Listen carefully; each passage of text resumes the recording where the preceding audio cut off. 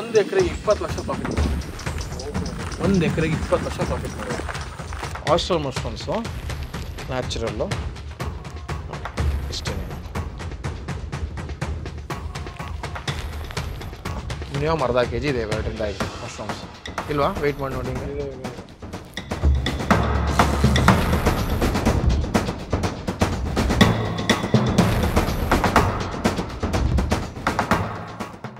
First day first stage ಇದು ಪಿನ್ನೆಟ್ಸ್ ಹಿಂಗೆ ಬರುತ್ತೆ 25 ಡೇಸ್ ಆದಮೇಲೆ 25 ಡೇಸ್ಗೆ ನಮಗೆ ಬಿಫೋರ್ 25 ಡೇಸು ಈ ಥರ ಪಿನ್ನೆಟ್ಸ್ ಬರುತ್ತೆ ಓಕೆನಾ this is called pinheads so second day ಅದು ಈ ಥರ ಆಗುತ್ತೆ ಇಷ್ಟು ಲಿಟಲ್ ಬಿಟ್ ಇಷ್ಟು ದೊಡ್ಡ ಆಗುತ್ತೆ ಸೊ ಥರ್ಡ್ ಡೇ ನಮಗೆ ಹಾರ್ವೆಸ್ಟಿಗೆ ಬರುತ್ತೆ so this is the exact size to harvest so ಇದೇನಿಲ್ಲ ಅಂದರೂ ಒಂದು 300 ಗ್ರಾಮ್ಸ್ ಇದೆ ನಮಗೆ weight so this is the weight ಹಳ್ಳಿ ಜೀವನದಲ್ಲಿ ಇರುವಂಥ ಕೆಲವೊಂದು ಕಷ್ಟಗಳು ಏನು ಅನಿಸುತ್ತೆ? ಕಷ್ಟಗಳು ಎಲ್ಲ ಕಡೆನೂ ಇದ್ದಾವೆ. ಸೊ ಹಳ್ಳಿ ಜೀವನಗಳಲ್ಲಿ ಏನಾಗುತ್ತೆ ಅಂತಂದರೆ ಟ್ರಾನ್ಸ್ಪೋರ್ಟೇಷನ್ ಫೆಸಿಲಿಟಿ, ಫಾರ್ ಎಕ್ಸಾಂಪಲ್ ಬಸ್ಗಳು, ಹಳ್ಳಿಯಿಂದ ಒಂದು ನಿಯರೆಸ್ಟ್ ಟೌನ್ಗೆ ಹೋಗಬೇಕು ಅಂದರೆ ಕೆಲವೇ ಬೆರಳೆಣಿಕೆಯಷ್ಟು ಬಸ್ಗಳಿರ್ತವೆ. ಸೊ ಆ ಬಸ್ಗಳು ನಮಗೆ ಅದೇ ಟೈಮಿಂಗ್ಸಿಗೆ ಹೋಗಬೇಕಾಗತ್ತೆ, ಅಲ್ಲಿ ತನಕ ವಾಪಸ್ ಬರೋಕ್ಕೂ ಅದೇ ಟೈಮಿಂಗ್ಸ್ ಇರುತ್ತೆ, ಅಷ್ಟರೊಳಗೆ ನಮ್ಮ ಕೆಲಸ ಮುಗಿಸ್ಬೇಕು ಅದೊಂದು. ಆಮೇಲೆ ವಾತಾವರಣಕ್ಕೆ ತಕ್ಕ ಹಾಗೆ ಕೆಲವೊಂದು ಪ್ರಾಬ್ಲಮ್ಗಳು ಬರ್ತವೆ. ಆಮೇಲೆ ಇನ್ನೇನು ಪ್ರಾಬ್ಲಮ್ ಬರುತ್ತೆ ಅಂತಂದರೆ ಹಳ್ಳಿ ಜೀವನದಲ್ಲಿ ಪ್ರತಿಯೊಂದಕ್ಕೂ ನಮಗೆ ಈಸಿಲಿ ಅವೈಲೇಬಲ್ ಇರಲ್ಲ, ಏನುವೆ ಯಾವುದೋ ಒಂದು ಪ್ಲೇಸ್ಗೆ ಹೋಗಬೇಕಾಗತ್ತೆ. ಸೊ ಆ ಥರದ್ದು ಬರುತ್ತೆ. ಆಮೇಲೆ ಈಗ ಬಿಸ್ನೆಸ್ಸಲ್ಲಿರೋರಿಗೆ ಏನಾಗುತ್ತೆ, ನೆಟ್ವರ್ಕ್ ಇಶ್ಯೂಸ್ ಆಗುತ್ತೆ. ಈಗ ತುಂಬ ಕಾಲ್ಸ್ ಬರ್ತಾ ಇರ್ತವೆ, ರೆಸ್ಪಾಂಡ್ ಮಾಡಬೇಕು, ಇಲ್ಲ ಯಾರಿಗೂ ವರ್ಕ್ ಫ್ರಮ್ ಹೋಮ್ ಇರುತ್ತೆ, ಪವರ್ ಸಪ್ಲೈ ಇರಲ್ಲ. ಸೊ ಈ ಥರ ಇಶ್ಯೂಸ್ ಎಲ್ಲ ಆಗುತ್ತೆ. 40 to 50 ಇಯರ್ಸ್ ಓಲ್ಡ್ದು ಅಡಿಕೆ ತೋಟದ್ದು ಬೀಚ್ ಗೋಟ್ ಇದು. ಆ ಗೋಟಿಂದ ಸಸಿಗಳಿವು ಕಂಪ್ಲೀಟಾಗಿ. ಇದು ಸಾವಯವನೇ, ಆಲ್ ಓವರ್ ಕರ್ನಾಟಕ ಡೆಲಿವರಿ ಕೊಡ್ತೀವಿ.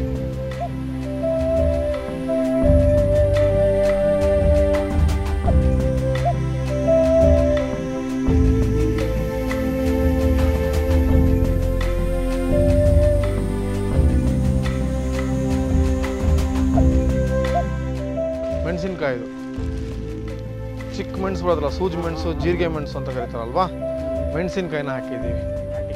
ಹಾಂ, ನಾಟಿ ಅನ್ನೋಕ್ಕಿಂತ ಇದು ಗಾಂಧಾರಿ, ಇಂಗ್ಲೀಷಲ್ಲಿ ಬರ್ಡ್ ಐ ಚಿಲ್ಲಿ ಅಂತ ಕರೀತಾರೆ. ಇಷ್ಟೇ ಚಿಕ್ಕ ಮೆಣಸು ಬರುತ್ತೆ, ಗಾಂಧಾರಿ ಚಿಲ್ಲಿ ಅಂತ ಕನ್ನಡದಲ್ಲಿ ಕರೀತಾರೆ. ನಾವು ಸೂಜಿ ಮೆಣಸು ಅಂತ ಆಡು ಭಾಷೆ ಕರಿತೀವಿ. ಸಿಕ್ಕಾಪಟ್ಟೆ ಸ್ಪೈಸಿ. ಆಮೇಲೆ ಈ ಗ್ಯಾಸ್ಟ್ರಿಕ್ ಆಗಲ್ಲ, ನಮ್ಮ ಹಸಿ ಮೆಣಸು ಥರ ಗ್ಯಾಸ್ಟ್ರಿಕ್ ಆಗಲ್ಲ. ಇಲ್ಲಿ ವೈಲ್ಡ್ ಅನಿಮಲ್ಸ್ ಕಾಟ ಏನಾದರೂ? ನಮ್ಮಲ್ಲಿ ವೈಲ್ಡ್ ಅನಿಮಲ್ಸ್ ಕಾಟ ಅಂತ ಏನು ಅಂಥ ದೊಡ್ಡ ಕಾಟ ಏನಿಲ್ಲ, ಬಟ್ ಇನ್ನೂ ಸ್ವಲ್ಪ ಕಾಡುಗಳ ಇರೋದಕ್ಕಾಗಿ ಕೆಲವೊಂದು ವೈಲ್ಡ್ ಅನಿಮಲ್ಸ್ಗಳಿದ್ದಾವೆ. ಫಾರ್ ಎಕ್ಸಾಂಪಲ್ ಈಗ ನಮಗೆ ಮಾಮೂಲಿ ನವಿಲುಗಳು, ಆಮೇಲೆ ಜಿಂಕೆ ಮತ್ತು ಕಾಡ್ಕೋಣ ಇವೆಲ್ಲ ಸುತ್ತಮುತ್ತಗಳಿದ್ದಾವೆ. ಕಿರುಬಗಳು ಮತ್ತು ಬೇರೆ ಬೇರೆ ಹಾವುಗಳು ಅವೆಲ್ಲ ಸುತ್ತಮುತ್ತದ ಇದರಲ್ಲಿ ಇದ್ದಾವೆ. ಆಮೇಲೆ ಈಗ ಫಾರ್ಮಿಂಗ್ ಮಾಡ್ತಾ ಇದ್ದಾರಲ್ಲ, ಅದರದ್ದೊಂದು ಎಕ್ಸ್ಪೀರಿಯನ್ಸ್. ಸೊ ಮುಂಚೆ ನಾನು ಹೋಟೆಲಿಯರಾಗಿದ್ದೆ, ನಮ್ಮ ಕ್ಲಬ್ ಮಹೀಂದ್ರಾಗ ವರ್ಕ್ ಮಾಡ್ತಿದ್ದೆ. ಸೊ ಫಾರ್ಮಿಂಗ್ ಅಂತ ನಾನು ಚೂಸ್ ಮಾಡಿದ್ದು ಕೋವಿಡಲ್ಲಿ, ಯಾವಾಗ ಲಾಕ್ಡೌನ್ ಆಯಿತು ಆವಾಗ ನಾನು ಫಾರ್ಮಿಂಗ್ನ ಚೂಸ್ ಮಾಡಿದ್ದು. ಸೊ ಇನಿಷಿಯಲ್ ಡೇಸಲ್ಲಿ ಸ್ವಲ್ಪ ಕಷ್ಟ ಆಯಿತು, ಯಾಕೆಂದರೆ ಮುಂಚೆಲ್ಲ ಹೊರಗಡೆ ಓಡಾಡಿ ವಾಪಸ್ ಇಲ್ಲಿ ಬಂದು ನಾನು ಗುದ್ಲಿ ಹಿಡಿಯೋಕ್ಕೂ ಬರ್ತಿರಲಿಲ್ಲ. ಸೊ ಇವಾಗ ಹೇಗಾಗಿದೆ ಅಂತಂದರೆ ಇಲ್ಲಿ ಇದರಲ್ಲೊಂದು ನೆಮ್ಮದಿ ಇದೆ ಆ್ಯಂಡ್ ಇಂಡಿಪೆಂಡೆಂಟ್ ಇದ್ದೀವಿ. ಇಲ್ಲಿ ಯಾರಿಗೂ ನಾವು ಸಲಾ ಮಾಡೋ ಅವಶ್ಯಕತೆ ಇಲ್ಲ. ಸೊ ನಮಗೆ ಇವತ್ತಿನ ರಜಾ ಬೇಕೋ ನಾವು ರಜಾ ತೊಗೋಬೋದು. ಆ್ಯಂಡ್ ಮಲ್ಟಿಪಲ್ ಆಪ್ಷನ್ಸ್ ಸಿಗ್ತಾ ಬರುತ್ತೆ. ಪ್ಲೇಸ್ ಇರೋದಕ್ಕಾಗಿ ನಾವು ಏನು ಬೇಕಾದ್ರೂ ಮಾಡ್ತಾ ಹೋಗ್ಬೋದು. ಇಲ್ಲಿ ಮಲ್ಟಿಪಲ್ ಕ್ರಾಪ್ಸ್ ಹಾಕ್ಬೋದು, ಮಲ್ಟಿಪಲ್ ಗ್ರೇನ್ಸ್ ಹಾಕ್ಬೋದು, ಬೇರೆ ಬೇರೆ ಥರ ಇನ್ಕಮ್ನ ನಾವು ಜನ್ರೇಟ್ ಮಾಡ್ಕೋಬೋದು. ಸೊ ಇವನು ನಂದೀಶ ಅಂತ ನನ್ನ ಸ್ಟಾಫು, ನನ್ನ ಮಶ್ರೂಮ್ ಫಾರ್ಮ್ ಎಲ್ಲ ಇವನೇ ನೋಡ್ಕೊತಾನೆ.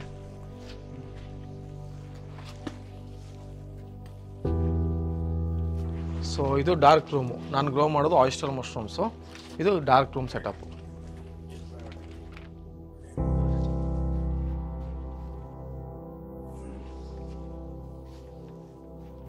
ಇದು ಮಶ್ರೂಮ್ ಸೀಡ್ಸ್. ಇದು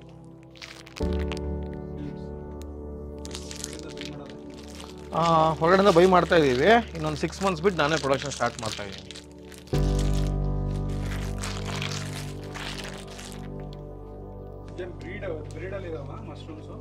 there are millions of mushrooms. Edible ತುಂಬ ಕೆಲವೊಂದು ಇದ್ದಾವೆ. ನಾನು ಗ್ರೋ ಮಾಡ್ತಾ ಇರೋದು ಆಯಿಸ್ಟರ್ ಮಶ್ರೂಮ್ಸ್. ಇದು ಸ್ಪೆಷಾಲಿಟಿ ಅಂದರೆ ಎಕ್ಸಾಟಿಕ್ ಆರ್ಗ್ಯಾನಿಕ್ಕು, ಯಾವ ಥರದ ಕೆಮಿಕಲ್ಸ್ ಯೂಸ್ ಮಾಡಲ್ಲ. ನೀವೇನು ಮಾರ್ಕೆಟಲ್ಲಿ ಬಟನ್ ಮಶ್ರೂಮ್ಸ್ ನೋಡಿದ್ರೆ ಅದೆಲ್ಲ ಕಂಪ್ಲೀಟ್ಲಿ ಕೆಮಿಕಲ್ ಕಾಂಪೋಸ್ಟು. ಇದು ಕಂಪ್ಲೀಟ್ಲಿ ಆರ್ಗ್ಯಾನಿಕ್ಕು. ಆರ್ಗ್ಯಾನಿಕ್ ಅಂದರೆ ಏನು ಬೆಳೆಸೋದು? ಅಂದರೆ ಯಾವುದೇ ಥರದ ಗೊಬ್ಬರನೂ ಹಾಕಲ್ಲ ಇದಕ್ಕೆ ಡೆಡ್ ಮೆಟೀರಿಯಲ್ ಕಾರ್ನ್ ಕಾಬ್ ಮತ್ತು ಸೋಯಾ ಹಾಲ್ಸ್ ಅಂತ ಒಂದು ಸಬ್ಸ್ಟ್ರೇಟ್ ಇದೆ ಒಳಗಡೆಗೆ. ಸೊ ಅದರಲ್ಲಿ ಇದನ್ನು ಗ್ರೋ ಮಾಡ್ತಾ ಇದೀವಿ ನಾವು. ಅಂದರೆ ನೋಡೋದ್ರಲ್ಲಿ ಅಪಿಯರೆನ್ಸ್ ಅಲ್ಲಿ ಟೆಕ್ಸ್ಚರ್ ಡಿಫ್ರೆನ್ಸ್ ಇರುತ್ತೆ. ಬಟ್ ಅದನ್ನು ತೋರಿಸ್ತೀನಿ ಇವಾಗ. ಅಲ್ಲಿ ಫ್ರೂಟಿಂಗ್ ಏರಿಯಾ ಹೋಗೋಣ. ಸೊ ಇವಾಗ ನೀವೇನು ನೋಡ್ತಾ ಇದ್ದೀರಾ, ಕಾರ್ನ್ ಕಾಬ್ ಮತ್ತು ಸೋಯಾ ಹಾಲ್ಸ್ ಒಂದು ಮಿಕ್ಸ್ಚರಲ್ಲಿ ಎಲ್ಲರೂ ಭತ್ತದ ಹುಲ್ಲಲ್ಲಿ ಬೆಳೀತಾರೆ ಮಶ್ರೂಮ್ಸ್ನ. ಬಟ್ ಇದನ್ನು ನಾವು ಕಂಡುಹಿಡ್ಕೊಂಡಿದ್ದೀವಿ. ಸೊ ಈ ಥರ ಲೇಯರ್ ಮೆಥಡಲ್ಲಿ ನಮ್ಮ ಸ್ಟಾಫು ಬ್ಯಾಗಿಂಗ್ ಮಾಡ್ತಾರೆ. ತುಂಬ ಹೈಜಿನಿಕ್ ಕಂಡೀಷನಲ್ಲಿ ಸಬ್ಸ್ಟ್ರೇಟ್ ಸ್ಟೆರಿಲೈಸ್ ಮಾಡಾದಮೇಲೆ ಈ ಥರ 3 kg ಬ್ಯಾಗ್ಸ್ ಮಾಡ್ತೀವಿ. ಈ ಥರ 3 kg ಬ್ಯಾಗ್ಸಲ್ಲಿ ನಾವು ಆಲ್ಮೋಸ್ಟ್ ಒಂದು 700 ಗ್ರಾಮ್ಸ್ 650 to 700 ಗ್ರಾಮ್ಸ್ ಈಲ್ಡ್ ತೆಗಿತೀವಿ.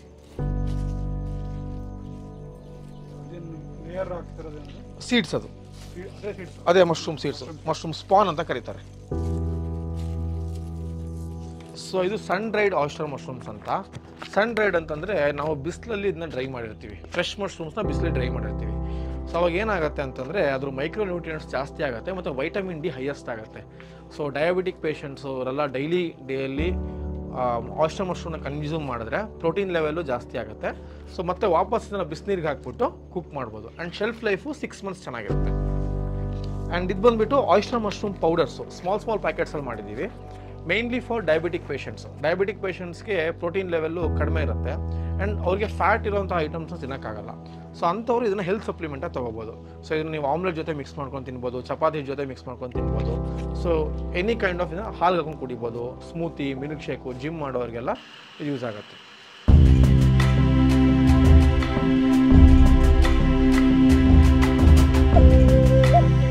ಆರ್ಗ್ಯಾನಿಕ್ ಫಾರ್ಮಿಂಗಲ್ಲೂ ಬರುತ್ತೆ ಅಂತ.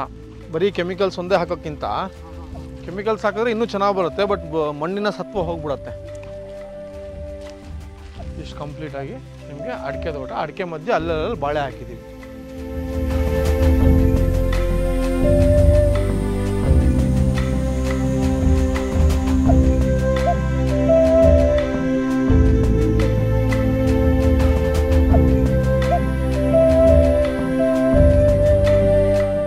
ಇಲ್ಲಿ ನೋಡ್ಬೋದು ಬಾಳೆಗೊನೆ ಹೇಗೆ ಬೆಳೆದಿದೆ ಅಂತ. ಸಾವಯವ ಕೃಷಿಲಿ ಮಾಡಿರುವಂಥ ಬಾಳೆಗೊನೆ.